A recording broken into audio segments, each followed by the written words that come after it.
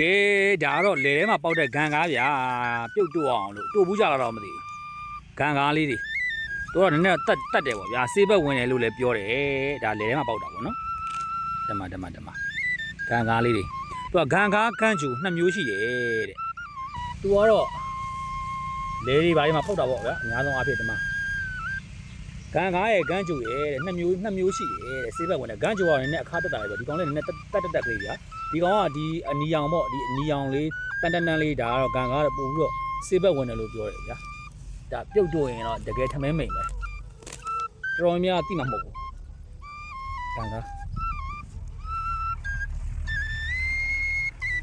ဒီထဲမှာတူဘူးတဲ့သူတွေရှိလားကြိုက်လားဗျာဂန်ကားဒါတော့လေကစင်းမှာပေါက်နေတာပါဗျာလေတွေရိတ်ပြီးတဲ့အခါကျတော့သူတို့ကပေါက်နေကြတာပေါ့အခုကတော့နောက်ထပ်မဆိုင်ခင်တို့စီရပေါ့တို့စီရလားနှုတ်တာဂန်ကားတူဘူးတဲ့သူတွေရှိလားဗျအများကြီးပဲဒါကစင်းတွေမှာပေါက်နေတာပေါ့နော်ဒါအများကြီးပဲဒီမှာအများကြီးပဲဒီဘက်တွေမှာတောက်လျှောက်ဗျာတောက်လျှောက်ပေါ့လေကစင်းတောက်လျှောက်ပေါ့ဒီမှာလေကစင်းတောက်လျှောက်ပေါ့လိုက်ရင်တော့ဒါကတော့အယိုးတော့မစားကြဘူးပေါ့ဗျာကျွန်တော်အရွက်ကလေးတွေကိုပေါ့တက်ပြီးတုတ်တာတုတ်လိုက်ဒီနေ့ဖြောလိုက်ရင်ရပါတယ်ရေပြုတ်ပြဒီနေ့ဖြောလိုက်လို့ရှိရင်အားကြီးပဲ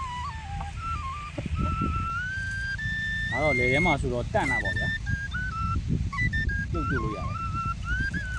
ဆေးဘက်လည်းဝင်ပါတယ်ဆေးဘက်လည်းဝင်ပါ